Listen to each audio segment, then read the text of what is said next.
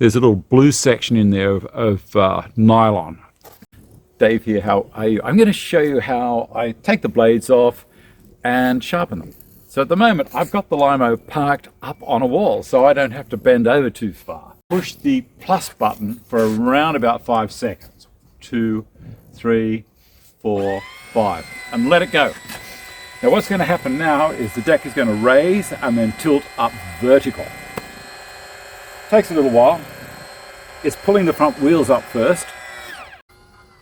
A little bit of thinking time.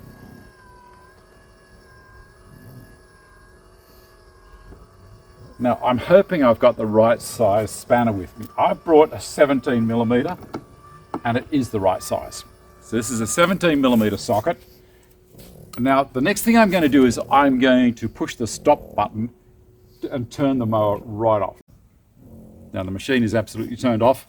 I don't want it turned on just in case the blade starts spinning on me. That would be horrible. All right, what have we got here? Now I'm going to check for left-hand thread and right-hand thread. So this one on this side is a right-hand thread and this one on this side is also. So they are both right-hand threads, which I find interesting. So I'll put this to undoing and I'm going to hold the blade whilst I undo it. Now these are nylock nuts. I think if you buy replacement blades, they supply brand new nylock nuts as well. So you can see inside here, there's a little blue section in there of nylon. And what that is, when you tighten them up, the bolt on the end of the motor actually cuts a thread into the nylon and locks it in. Now to sharpen, I'm just using my little drill press vise I've mounted my Stanton bench here. So this is one side that I've already done. Now I've done the top. Keep the angle on the top. Don't try and angle it on the bottom. 2 reasons. You want the blade to be able to go right at the base to do the cut and absolutely lift the blade of grass as well.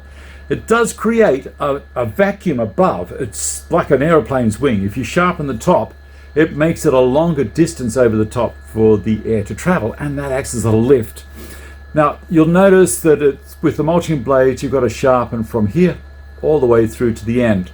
I have given it just a slight touch on the bottom there where it has hit a couple of stones and things and dented it downwards. So it's just very, very light on the bottom. The main sharpening, as I say, is on the top here. I'm going to do this one, and you can see I could do that on my tongue. I would not do that with the other end now. That is super sharp. And it makes a huge difference to the cut. Let's have a look. I shall pop him in this way. Tighten her up. Very important, wear some eye protection and earmuffs. You only get 1 set of each. That's all. Okay, a little bit of grinding on the top.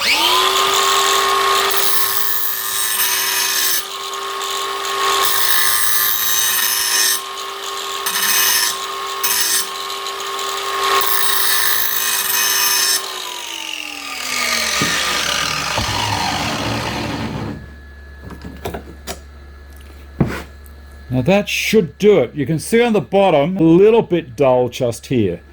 So I'll do the other side as well.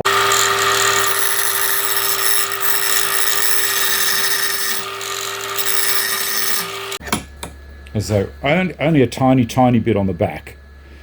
And all the work is done on the top. Now I'm going to hit it with a file. Just to finish it off.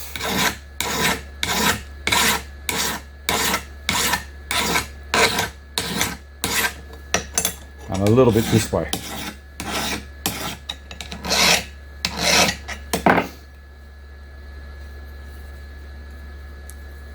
Nice and sharp.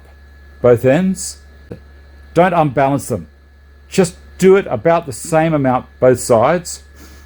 You're only going to get a few sharpens per blade, and then you'll probably have to buy some new ones.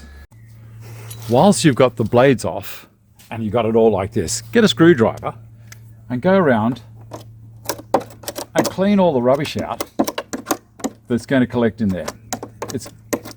It's going to happen. You know, you're sending this into areas of grass and mud and all that kind of stuff. It's going to get dirt in there. And a particularly important part is along behind the bumper bar here. And there's a spring just here.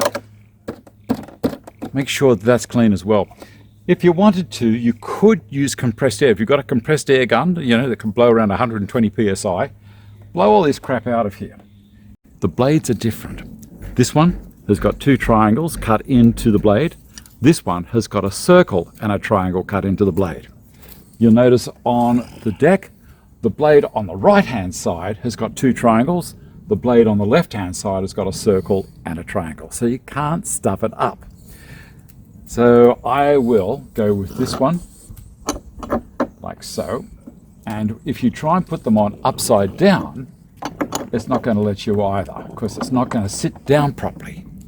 So there's only one way to put them on. So that one goes on there. You saw how it just sat down flush. And this one, you put it so that the circle and the triangle go around the right direction. There it is. And now we're going to replace the nuts.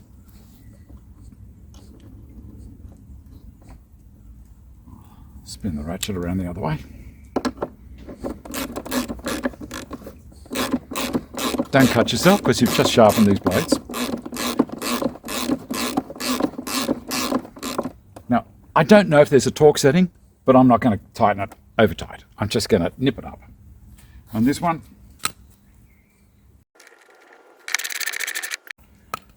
there we go. There's no worrying about the blades hitting each other. There's a gap of around 3 millimeters between the blades. So on my ride-on, the blades actually cross over each other. This one doesn't. So you've got that tiny little space there. So now what I'll do is I'll lower the deck down. I'll turn the mower back on first, put in my magic password code, which is 4 digits, lower the deck down, and then I'm going to tip the mower on its side to clean out the area around the tracks. This is something that's a good idea to do at the same time while you've got the deck up like this. Why not?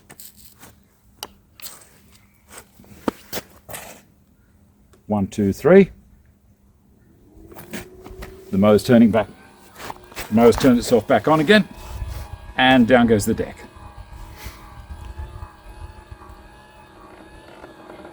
It's unlocked. You see the wheels have come down? You can see in there, I take the covers off and leave them off. Of course, then I can clean all that rubbish out, and then it's fine to go again. But this is going to happen. That's all there is to it. Take the covers off and leave them off as far as I'm concerned.